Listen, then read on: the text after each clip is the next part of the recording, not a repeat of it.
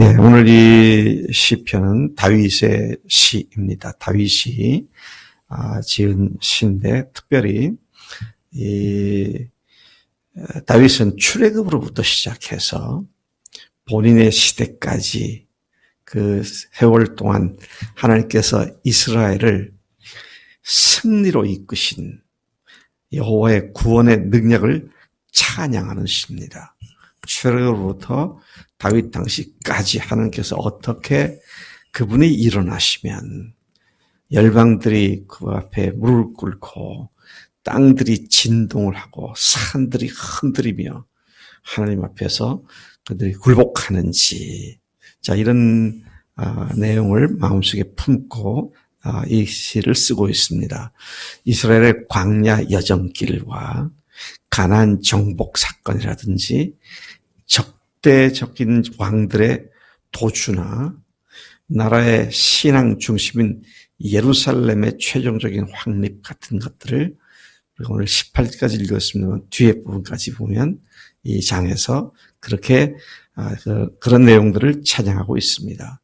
이 시는 특별히 메시아에 대한 예언도 언급되고 있는 구절들이 나오고요.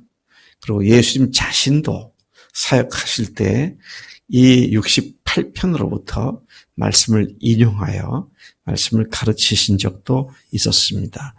이 시의 배경은 조금 전에 말씀드린 것처럼 출애굽 이후의 이스라엘 역사, 하나님이 그들과 함께 하시던 역사, 이것이 배경이지만 또 다른 한편으로는 그것과 평행선을 그으면서 다루고 있는 것이 다윗 개인의 지금까지 삶의 모든 과정에 하나님께서 어떻게 승리하셔서 자기를 여기까지 인도하셨는지, 이스라엘의 역사와 개인의 역사, 이것을 평행시키면서 이 찬송을 하고 있는 것을 보게 됩니다.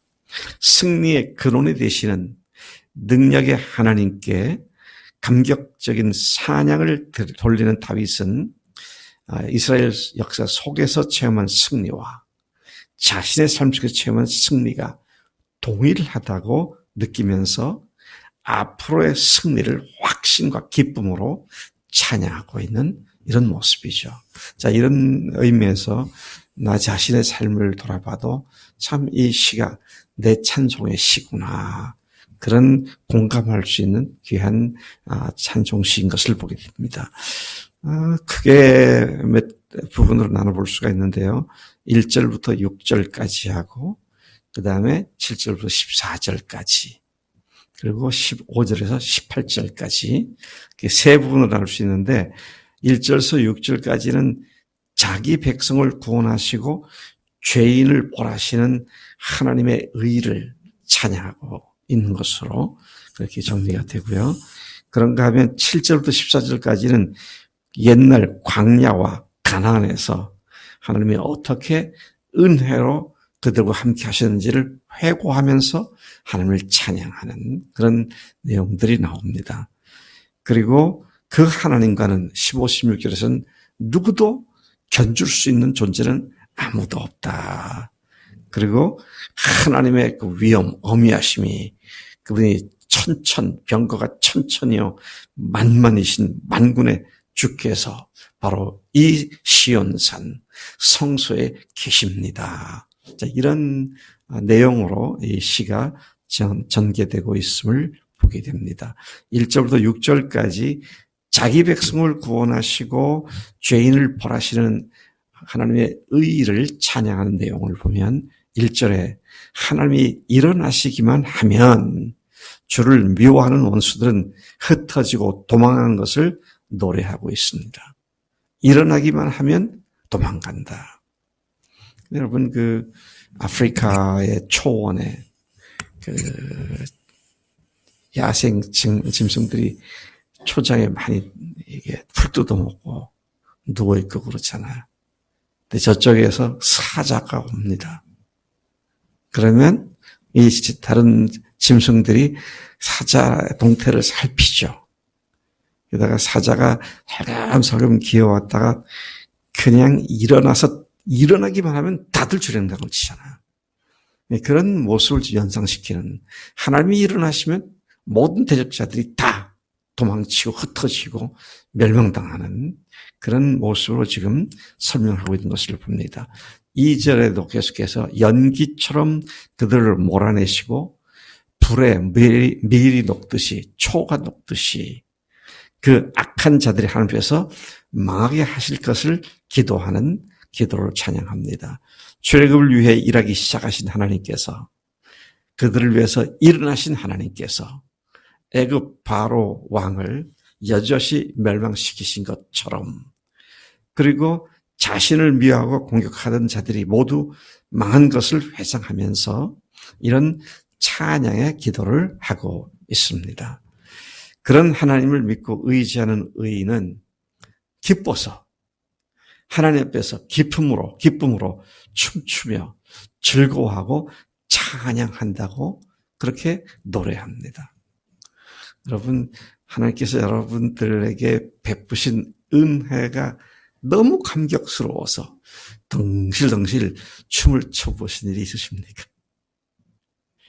와, 나를 이렇게 하나님께서 선하게 대해주시고 이렇게 복을 주셨구나. 이렇게 하나님께서 나를 위해 죽으셨구나. 그게 기뻐가지고요. 제가 참 이스라엘 언제 한번 그 동영상을 보여드리겠다 얘기를 했었는데, 어제도 오늘 새벽에 보여드릴까 그러다가 아니 전체 교회들이 같이 봤으면 좋겠다. 이스라엘 사람들, 오늘날 유대인들이 명절 때가 되면 그냥 회당과 그들의 집에서 찬양을 하는데 그야말로 춤을 추며 찬양해요. 수염이 이렇게 머리 허연 노인들도 가지고 그냥 어쩔 줄 몰라서 춤을 추고 몸을 흔들면서 하나님을 찬양하는 그 모습을 이렇게 보면서, 그래도 그 사람들하고 제일 비슷한 찬양의 모습을 하는 사람들이 흑인들이구나. 흑인들은 찬양할 때 보면 뭐 얼마나 모르는지 몰라. 근데 한국 사람들은 참 점잖다. 우리 교인들은 너무 점잖다. 찬양할 때 별로 그렇게 하지 않잖아요. 근데 기쁨과 즐거움으로 온몸을 흔들어대면서 찬양하는 그런 모습을 지금 여기서 얘기하고 있는 것이죠. 이렇게 즐거워하는 것은, 이 기쁨, 이 즐거움은 원수가 멸망당하기 때문이라기보다는 오히려 하나님께서 그분의 공의와 사랑을 나타내셔서 우리가 그 사랑과 은혜로 하나님의 영광 가운데 들어갔다는 그 사실이 오히려 더 큰 기쁨이 되어서 하나님의 구원을 인한 감격과 감사의 기쁨을 이야기하고 있는 것이죠. 4절 이하에 보면 다윗은 기쁨과 즐거움에 가득 찬 의인에게 하나님께 노래하며 그 이름을 찬양하라고 명령합니다. 여러분, 우리가 하나님께 찬양하는 것은 하나님의 명령입니다. 그러니까 우리가 기회만 있으면, 때만 있으면 찬양을 하죠. 광야에 행하시던 자를 위하여 대로를 수축하라는 말은 자신들을 위해 싸우신 하나님의 영광을 밝히 드러내라는 의미입니다.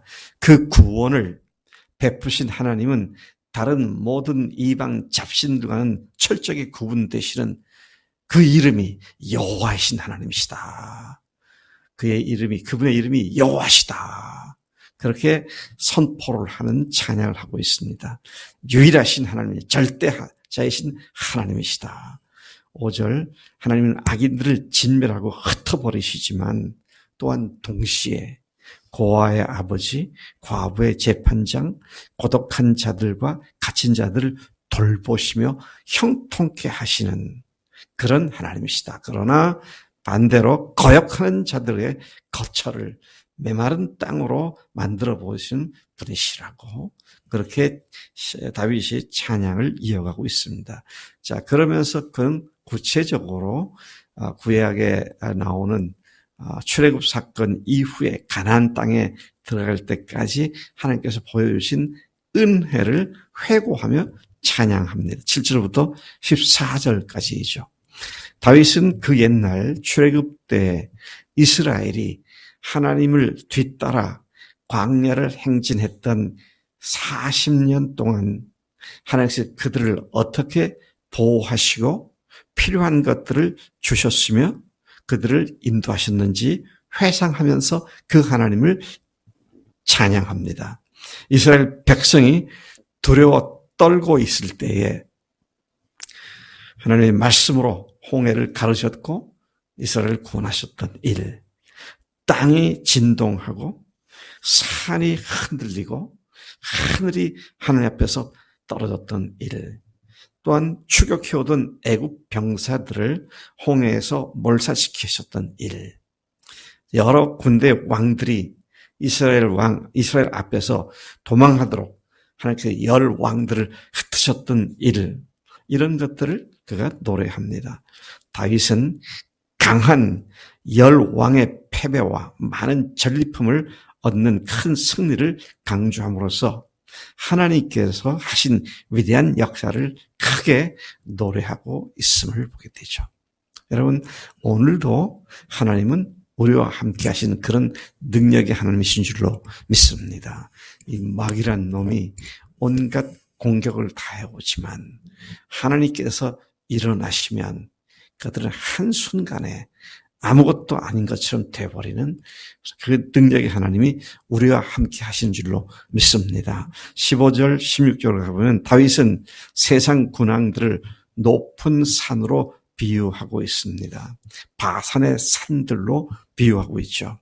그들에게 하나님이 거하시려 하는 산을 어찌 시기하여서 너희들이 보느냐, 그렇게 말을 하죠. 하나님이 거하시려는 산은 시온산이죠. 시온산은 이스라엘을 상징하고 그것은 예루살렘으로 표현되기도 하는데 하나님이 왕으로 거하시는 예루살렘의 존귀함을 노래하고 있는 그런 노래인 것을 보게 됩니다. 17, 18절에서 다윗은 시온산이 영광스럽고 장엄한 이유를 이렇게 말을 합니다. 하나님의 병거가 천천히요 만만이라 주께서 그 중에 계심이 신에서는 성소에 계심 같도다. 예루살렘 시온산이 있는 예루살렘에 하나님이 거하시는 모습이 마치 출애굽 당시 어딥니까? 무슨 산이에요? 신의 산에 하나님께서 강림하셨던 그 하나님의 계셨던 장소와 같습니다. 그 장엄하고 위험한 그 하나님의 계시는 예루살렘을 그렇게 찬양하고 그렇게 노래하고 있음을 보게 되는 것이죠. 모세와 온 이스라엘 백성들을 신의 산에 강림하여 만났던 그 하나님이 바로 예루살렘에 함께 계십니다. 그렇게 얘기를 하죠. 18절, 주께서 높은 곳으로 오르시며 사로잡은 자들을 취하시고 선물들을 사람에게서 받으시며 반역자들로부터 받으시니 여호와 우리 하나님이 그들과 함께 계시기 때문이로다. 그러니까 신약에서도 이 구절들을 인용했다. 그런데 바로 그 구절입니다. 바울이 에베소 4장 8절에서 하나님께서 오르실 때에 사로잡힌 자들을 사로잡으셨다. 그런 말씀이 있지 않느냐. 그 말씀에 의하면 오르셨다는 얘기는 그분이 위에서 내려오셨다는 얘기고 오셨던 분이 다시 올라갔다는 바로 하나님이 오셨다가 가셨다는 그 말씀이다. 이제 그런 에베소 4장 8절에서 얘기를 하고 있는데 오늘 이 말씀에서 인용을 한 것이죠. 하나님께서는 오늘도 우리 가운데 거하십니다. 우리가 어떤 우리예요? 어떤 우리 가운데 거하신다고요? 교회인 우리 가운데 거하십니다. 예루살렘과 비교할 수 없는 교회에 거하시는. 그래서 예루살렘도 역시 결국은 교회의 상징이었고요. 그리고 그 교회의 실체는 언제? 주님 오실 때 완성되는데 오늘 우리가 교회 속에서 교회를 완성시켜가는 일에 참여한 자들로서 교회 속에서 주님의 영광을 보지 못하면 어디에서도 주의 영광은 볼 수가 없습니다. 그러니까 참 우리가 교회를 사랑하고 교회를 통해서 주님을 깊이 경험하는 그런 삶이 돼야 정상적인 그리스도의 삶을 살게 된다는 것이죠. 하나님 아버지, 이 아침 시편 기자가 시온산에서 만났던 하나님이 이제 대적자들을 다 물리치고 예루살렘 시온산에 하나님께서 임재하신다는 사실을 큰 기쁨과 즐거움으로 노래한 것을 봅니다. 신의 산에 계셨던 분이 시온산에 계시고 이제는 하나님의 귀한 목숨을 값을 치르고 세워주신 교회 속에 계시는 주님이심을 우리가 믿고 기뻐합니다. 하나님, 주님 우리 가운데 거하시는 이 기쁨이 나라에서 더 커지고 더 확실해져서 교회에 우리가 소망을 두고 교회로부터 하나님의 영광을 날마다 경험하는 우리가 되도록 인도해 주시는 줄로 믿습니다. 우리가 그렇게 교회를 사랑하고 그렇게 교회를 소중히 여기고 교회를 기뻐하는 삶이 되도록 인도해 주실 줄로 믿습니다. 감사합니다. 예수님의 이름으로 기도를 쌉나이다. 아멘. 아멘.